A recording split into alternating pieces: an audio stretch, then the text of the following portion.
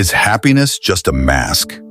On a beautiful morning, I waved my wife off on a girls' trip, never suspecting that it would be the last time I'd see her. We had built everything together, planning for a happy family, but suddenly, everything came crashing down. She left without a word, and all I was left with was confusion and one burning question. What just happened? Before continuing the story, tell me which city you are watching from. I want to know how far this video has come. Don't forget to like and subscribe to the channel so I can send you exciting stories like this every day. Though I was married to my wife for the entire 4 years that we were together, to be honest, I thought we were doing well. For the most part, I believed that we were in agreement and we had plans and a life plan laid out. The problem is that we both desired children, or I believe that we both did. As soon as we were married, we began to discuss it seriously. She would constantly express her desire for 2 or 3 children, rambling on about the names we would give them, the nursery decor, and everything else. She would even spend time on the internet planning our future children's lives, while perusing baby gear and clothing. It kept us connected and was sort of our thing to talk about. We were eager to begin this new chapter in our lives together, and everything appeared to be going according to plan. But after that, we received some terrible news, which really devastated me. We visited a doctor to find out what was wrong after a few months of trying to conceive. To cut a long tale short, it was me. The doctor essentially informed us that our chances of naturally becoming parents were very limited because my count was much too low. It felt like a stomach punch. I felt worthless. Our entire set of plans vanished in a flash. I was hit hard, terribly hard by the news. I ended up for a while in a fairly awful position. I was a complete disaster at first, but therapy ultimately helped. At first, she seemed to be rather supportive, stating that it didn't matter and that she would be content with us alone. However, there was something strange about the way she said it right from the start. She seems to have dropped it far too soon. She was all about starting a family one minute, and then she claimed she didn't need children to be content. I understand that people change their ideas, but her entire demeanor seemed strange to me. From thinking about baby names, she had completely stopped talking about children. Furthermore, it seemed as though she began to view me in a different light. She would suddenly start making little jabs at me that she had never mentioned before, like how I wasn't taking care of myself, that I should work out, or that I should be more productive around the house. Yes, I could have gained a few pounds, but it seemed like she was constantly looking for reasons to accuse me. She would dismiss it when I questioned her about the abrupt shift in attitude. She would claim that I was being unduly sensitive and that I was only dreaming, but I was aware of a problem. She was different from the lady I married, the one who would spend hours sitting with me discussing our future. She wasn't particularly cruel, but there was a certain coldness about her, as if she had already mentally checked out and was merely doing the part. I suppose that as time went on, I began to trust her when she assured me that everything was okay. In order to avoid coming out as needy or insecure, I quit pressing. In any case, after a few years, we were only getting by. We had gotten into a pattern where we hardly discussed anything important. We seemed more like housemates than husband and wife. She would always dismiss my attempts to discuss other choices, such as adoption or surrogacy, by stating that she didn't want to consider them. I never really believed her when she said, "As long as we're together, I'm happy." She seemed more concerned with persuading herself than I was. Suddenly, she informs me she wants to take a girls' trip. Now, traveling with her buddies was nothing out of the ordinary. She had previously done it a few times, and I had always encouraged her. For a long time, she talked about wanting to travel to America with her pals while we lived in Brighton. We had developed this trust over the years, so I didn't give it a second thought. I, therefore, made sure she had everything she needed, assisted her with packing, and drove her to the airport. I recall her final words before she departed. She turned to me and said, "Thank you for being so supportive." I found it a little strange that she would say that, because I hadn't done anything particularly noteworthy, but she appeared so sincere that I dismissed it as her simply expressing gratitude. I remained up that night to make sure things went well by calling her when she landed. I kept myself occupied around the house, watching TV, keeping an eye on the time, and waited for her to text me to let me know she had landed, because her flight was expected to take roughly 9 hours. I called her to check in as soon as I noticed her flight had landed. The phone kept ringing, but no one picked it up. I didn't give it much thought because I assumed she was exhausted and might have gone directly to her hotel and crashed. However, when morning arrived, I still hadn't heard from her. I began to have this nagging concern in the back of my mind. I thought perhaps she was simply busy or her phone was on quiet, so I tried calling again and then texted her a few times. However, I was officially freaking out after a couple more hours of radio silence. In the end, I gave her sister a call to check whether she had heard from her. Nothing. I was really beginning to freak out by this point. In the hopes that something had gone wrong with her phone or that she just hadn't had time to check in, I even went so far as to call her companions, who were meant to be traveling with her. However, they were also perplexed when I called them. They did not accompany her on the trip. Back at home, they were enjoying coffee while seated 2 streets away. It truly hit me at that point. She wasn't traveling with any girls. She didn't have any friends. She hadn't accompanied anyone anywhere. She simply vanished. It seemed as though my stomach had fallen through the floor as I sat there with the phone. I was unable to comprehend it. Why would she tell me such a lie? Why wouldn't she notify me before leaving? I made an effort to persuade myself that it was an error of some sort, such as perhaps she had missed a connecting flight or that she had been unable to continue due to an emergency. But I knew in my heart that she had planned this. Her expressing thank you for being so supportive and the entire girls' trip were all components of whatever she had been imagining. I was at a loss for what to do. I couldn't wake up, as if I were living in a nightmare. I had never married a woman like this. I didn't even recognize this person. The coldness, the way she had stopped discussing our future, and those small digs about my appearance and health all began to make sense. I simply hadn't noticed, or perhaps I hadn't wanted to see, that she had been drifting away for a while. I just sat there looking at my phone that night, hoping for a call, a text, anything. However, nothing materialized, and I knew in my heart that it wouldn't. I remember lying there and staring at the ceiling. When I woke up the following morning thinking that it was all just a bad dream, but when she saw that her side of the bed was empty, reality set in. In fact, she had gone. After packing her bags, she disappeared. The promises I had given myself the previous evening, maybe she was late, or perhaps her phone died, were no longer valid. She had clearly planned this and wanted to go. I was completely in denial for the first few days. I would keep ringing her phone in the hopes of hearing her voice and perhaps receiving an explanation. I even left messages. I kept leaving them in the hopes that she would understand, even though I was half the time at a loss for words. However, I only received quiet, which strangely made things worse. It was as though I had been a stranger to her all along and had been left to work things out on my own without knowing what had gone wrong. Her family was initially just as surprised as I was. They hadn't heard from her, and her mother didn't know anything about her plans. In the end, I visited there more times than I could remember in order to speak with her mother and get answers. They must have felt sorry for me. When I couldn't bring myself to cook, her mom would prepare meals for me and occasionally let me stay there. She would sit there while I talked about all the tiny things that didn't make sense, attempting to figure out how my life had suddenly become so complicated. And to be honest, there were times when I was too numb to speak and just sat there in silence. I oscillated between rage, despair, and remorse. What went wrong was a question I kept asking myself. Was there a sign I missed? Was I not paying enough attention to her? On certain days, I would review all of our arguments and conversations in an attempt to determine what caused her to leave. I kept thinking about what I could have done better and how I could have preserved our marriage. It may sound dramatic, but I was completely preoccupied with figuring it out. It seemed as though the solution would somehow make everything better. I hardly slept or ate, and my work also began to suffer. People took notice when they inquired about my well-being. I would just dismiss it by claiming that I was occupied with personal matters. Admitting the truth, the fact that my wife abandoned me without saying a word was embarrassing. I eventually told a few close friends, and they tried their best to divert my attention by bringing me out to hang out and encouraging me to move on.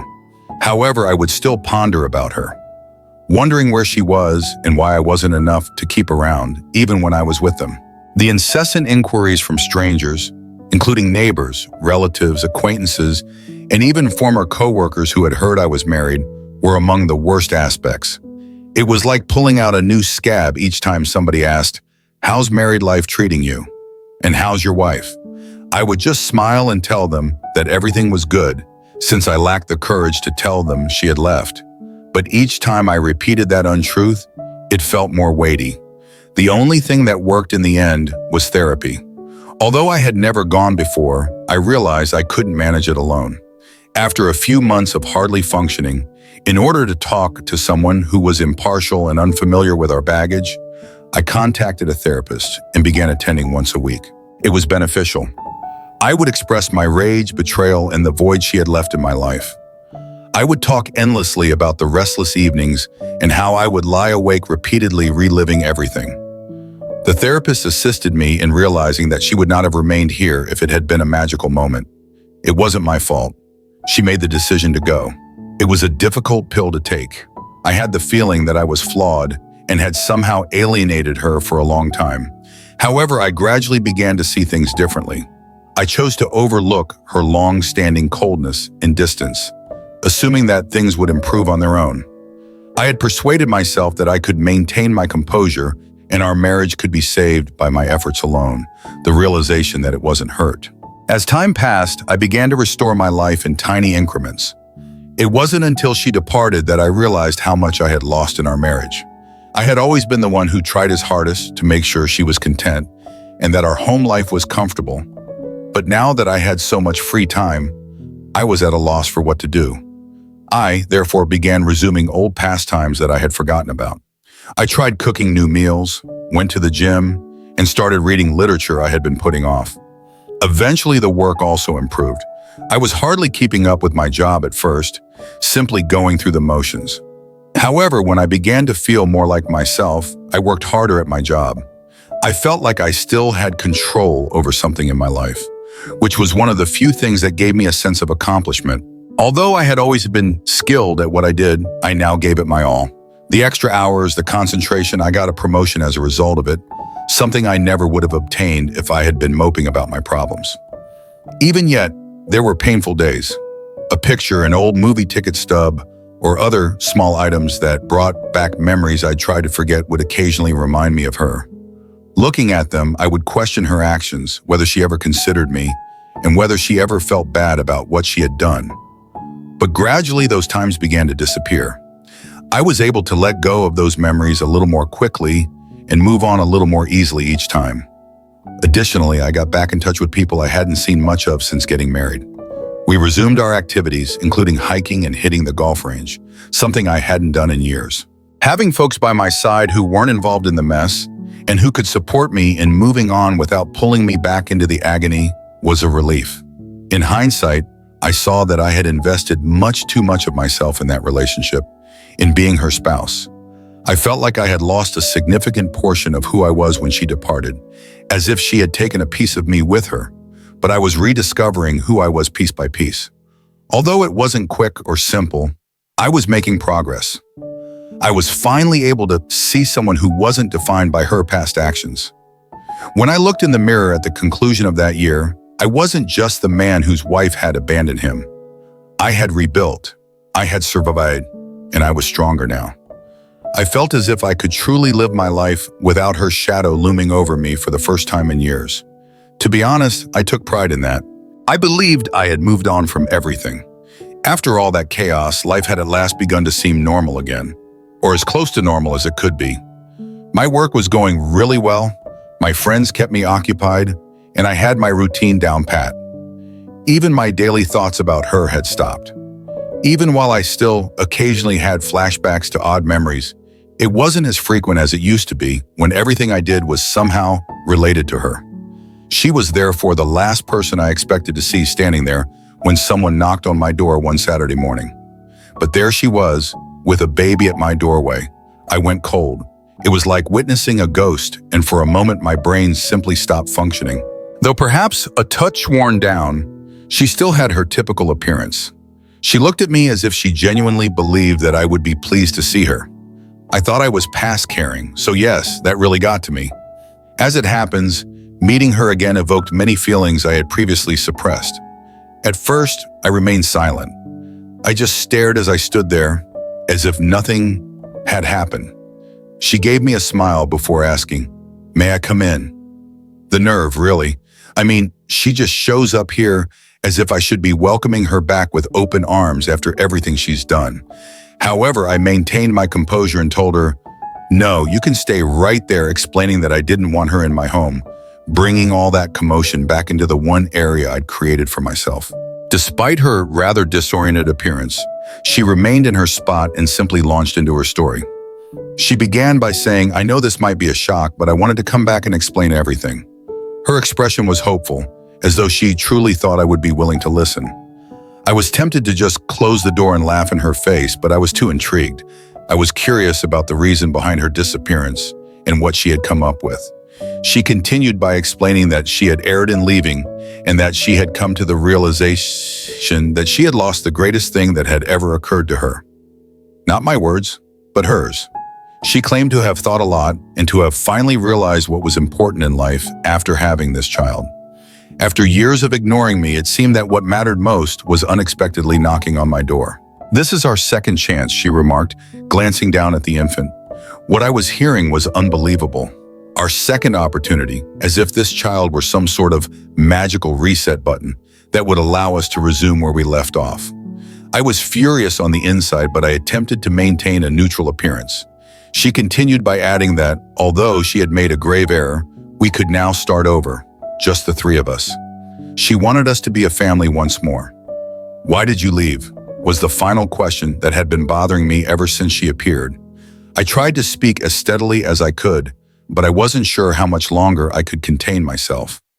Now that she was here, I needed to hear it from her, since I had tortured myself with all the possibilities for years in an attempt to comprehend. After hesitating and glancing down at her feet as if embarrassed, she finally told me the truth, or at least what I thought it was.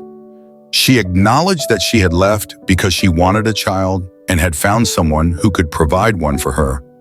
Because I couldn't. She honestly stated it as if it were insignificant, as though she hadn't destroyed my life, and as though I should just nod and take it as gospel. She clarified that, although the man she had left didn't stay, she had already given birth and had suddenly come to the realization that she wanted me back. Easy. I paused to think about what she was saying. She was here confessing that she had left me, fled with a man, had his child, and now expected me to accept it as if I should simply forget and forgive.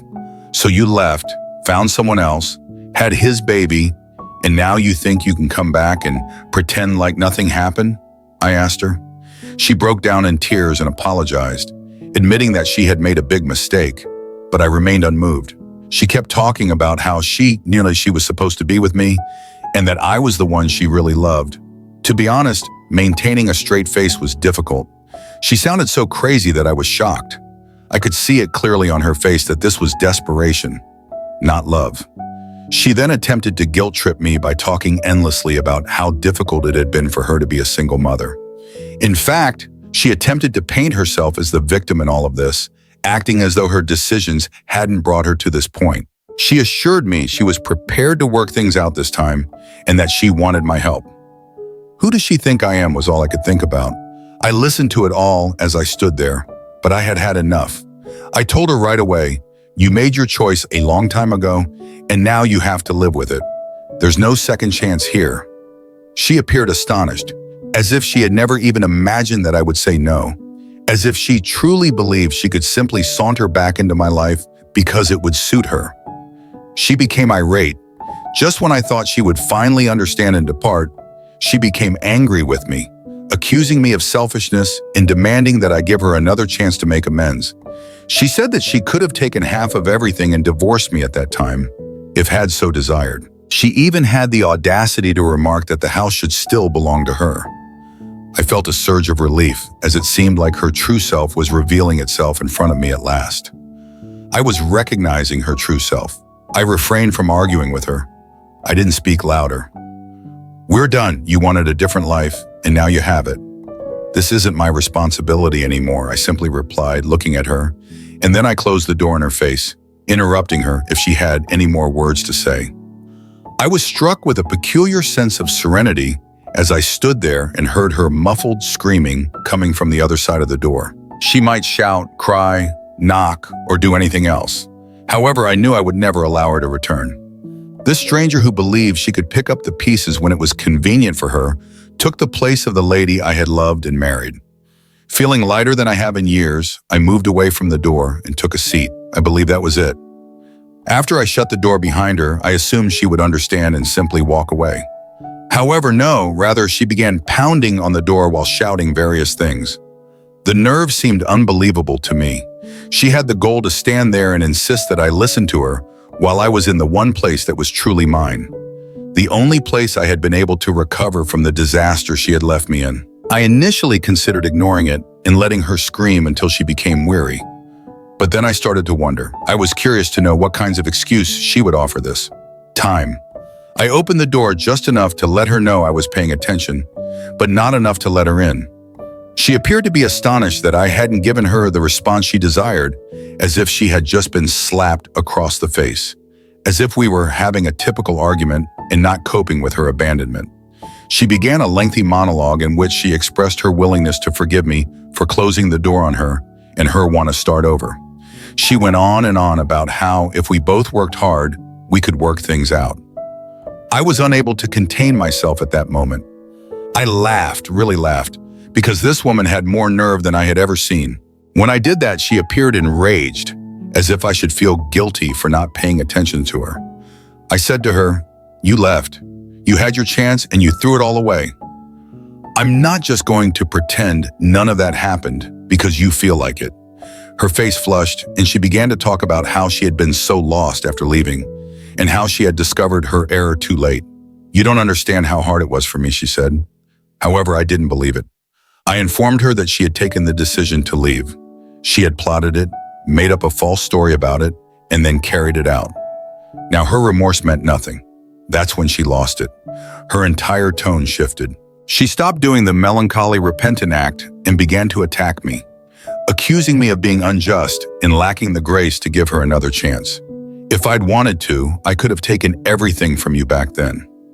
I could have taken half of everything you own," she bravely said. I simply stood in awe. This woman who had abandoned me without saying anything now believed she should be compensated in some way for not attempting to defraud me, as if she was worthy of praise for not being as awful as she could have been. I replied, "So what am I supposed to be grateful for? Grateful that you only ditched me and didn't take my stuff with you." Her expression was a mixture of rage and something more, possibly desperation or guilt, as she gazed at me. But to be honest, I didn't give a damn by then. I had just finished. That was where all the years I had spent questioning myself, feeling bad, and wondering if I was somehow to blame for her leaving vanished. I felt as though the burden I had been dragging about had finally been removed when I met her for who she truly was. But she wasn't finished. She began to pace my porch while complaining that I would regret not giving her another chance and that I would never find someone like her. In fact, by refusing to take her back, she attempted to make me feel as though I was the one who was missing out. It was strange, as if I should be pleading with her to stay here. She was the one who ruined everything we owned. She became even louder and continued to complain about how I had made her leave in the first place. When she realized I wasn't going to back down, she said that none of this would have occurred if I had been more understanding about the entire kid situation. Her reasoning seemed to indicate that I had failed her as a husband because I couldn't conceive, which somehow excused her from leaving to have a kid with someone else. The mental acrobatics were amazing. To be honest, I was shocked that she was attempting to blame me for her decisions. I straight up told her, "Look, if you wanted a kid that badly, you could have told me the truth. You didn't have to lie to my face and pretend everything was fine while planning your exit." To that, she had nothing to say, simply looked at me as if I had hit her. However, I prevented her from speaking. I said, "You made that choice all on your own, and now you've got to live with it. That's not my problem." She made one final attempt, returning to her dejected expression, and urged me to consider the boy and how I was being unjust by ignoring him. She literally exploited the child in her arms to make me feel guilty, as if I were the villain in this situation. However, I wasn't buying into it. I replied, "I don't know that child. I have nothing to do with him. He's not mine, and neither are you. That was the end of it. I could see her coming to terms with it at last. She was aware that I would never change my mind and that I would never allow her to return to my life. I could see the rage waning and being replaced by something else, either genuine regret or simply exasperation. However, I didn't care. She had attempted to walk all over me and expected me to smile and give her credit, but now she was simply a stranger. For a few more seconds, she just stood there as if she was waiting for me to decide to call her back. I didn't say anything else, though. When it finally hit her that I meant every word, I just stood there and watched her expression. I closed the door without giving it another glance. I also didn't wait for her to rap on it again. This time, in my heart, I knew that I had already made up my mind and that there was no turning back. I don't know, but I felt like I had finally won as I moved away from the door. It was over. Even though she had spent so much time hoping to return, using manipulation to get back into my life, I had freedom. Neither for her nor for us was there going to be another chance. She was now only a memory, one that I had at last relegated to the past. I felt like I could breathe again after all those years of suffering and shame. And what do you know? It was pleasant. I experienced an odd sense of tranquility as soon as I shut that door behind her. I no longer felt chagrin or even astonished. It was as though all of the effort I had put into her over the years, all of the sorrow, the shame, and the never-ending wondering had simply disappeared. I was prepared to move on, since I had at last found the closure I didn't realize I needed. This time, everything was truly finished. But naturally, it wasn't as tidy a conclusion as I had planned. Her mother texted me a few days later. She apologized, stating she was embarrassed by her daughter's handling of the situation and that she had attempted to reason with her, but clearly it had failed. Her mother was a kind person. She had been quite helpful to me when her daughter departed, and I could see that she was truly distressed by the situation. Although I had nothing against her, I didn't want to be dragged back into that situation. I simply said, "Thanks for checking in response, and didn't say anything further. I wasn't going to waste time justifying my choice, and I wasn't going to offer her mother any more information. She knew it was over because she understood. I learned tidbits over the course of the following few weeks via social media and mutual connections. She had apparently returned to living with her parents, and things weren't going well. The father of the child, the man she had left me for, was not involved at all. He had bailed out. She was left to figure things out on her own because apparently he hadn't committed to the long term. Few individuals were eager to help because she had essentially burned every bridge. Her former friends who had supported me when she first vanished didn't feel sorry for her. They weren't eager to get drawn back into her drama because they had all moved on. You can't hold them responsible. Her parents weren't too happy either. They didn't have enough money to sustain her and the child. I was aware of this since her father called me shortly after her mother texted me. Curiosity overcame me, and I nearly didn't respond. He was direct but courteous. He mentioned that they were having financial difficulties and suggested that I might be able to assist them in some way. He continued talking about the infant and how difficult things were for them, saying, "We know you cared about her once." I listened courteously, but I couldn't help but giggle a little. Not aloud, but you get the idea. When he began to talk endlessly about how his daughter only needed a little help to get back on her feet, I politely informed him that his daughter made her own decisions, and that I was neither in a position nor in the right frame of mind to assist. Since he didn't pursue it further, I believe he understood the message. Before I knew it, her friends, people I hadn't spoken to in years, began contacting me. Some attempted to use the guilt angle, claiming that she was going through a difficult moment and that perhaps I could find it in my heart to give her another chance. She even had the audacity to say that the child needed a father figure and that I shouldn't allow my resentment stand in the way of my efforts to assist him. However, I refused to back down. I refused to allow anyone to make me feel guilty for making my own decision.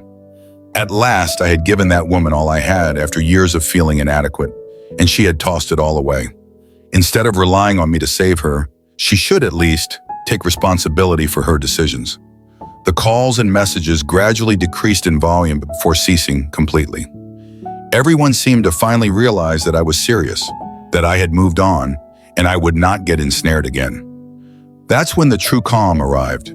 For the first time in years, my life felt peaceful and typical. I had my friends, and my routine. So I had rebuilt my life on my own terms, so it wasn't a fancy, glamorous one, but it was mine. The irony is that I once again began to discover joy in the small things, which I had not given much thought to when I was married. I would read novels I had been meaning to read for years, cook my own food, and take walks. It felt good to be free, and I understood that I could live my life as I pleased without anyone's approval. I wasn't always concerned about other people's happiness or approval. For once, I felt as though I had gradually regained my life. Occasionally, I would stumble into someone who knew us both, and they would inquire, "Hey, what happened to her?" I would respond with a succinct, courteous response and shift the topic. I simply didn't want to keep going back to a chapter that was so obviously over. It wasn't that I was concealing anything. I had finally mastered the skill of leaving her in the past. Asked when I last heard from her, things weren't going well. She was still jumping between her parents' house and friends' sofas after her welcome, and she was having trouble keeping a job.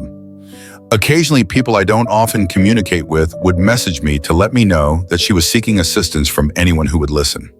Some of them even implied that she hoped I would reconsider, that perhaps I would change my mind and end up playing dad to her child. However, that was not going to occur. I had already invested too much time and effort into rebuilding my life to consider taking that route. Her safety net was not going to be me. Just because things didn't go as she had hoped, I wasn't going to be the one to pick up the pieces. Nothing was going to pull me back into that chapter. I was finished. Ultimately, I believe I received the necessary closure.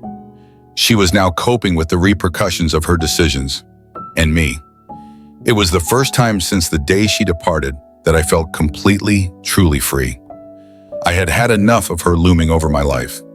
Is there ever a point in love when one betrayal, one departure, can break everything? Or can we still find a way back, no matter how many wounds have been left behind? This story isn't just a lesson about betrayal and forgiveness, but also an exploration of finding yourself again, no matter how life has changed.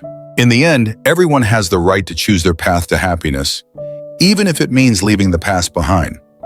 Sometimes, to move forward, we need to have the strength to let go of what no longer belongs to us, whether it's love or a relationship that no longer is what it once was. What do you think about this story? Can you forgive? Or will you, like the main character, choose to let go and seek freedom within yourself? We'd love to hear your thoughts in the comments below, and don't forget to hit the subscribe button on our channel to follow more captivating stories and life lessons that will inspire you. Join us as we explore more intriguing tales that will leave you thinking. Thank you for watching, and see you in the next video.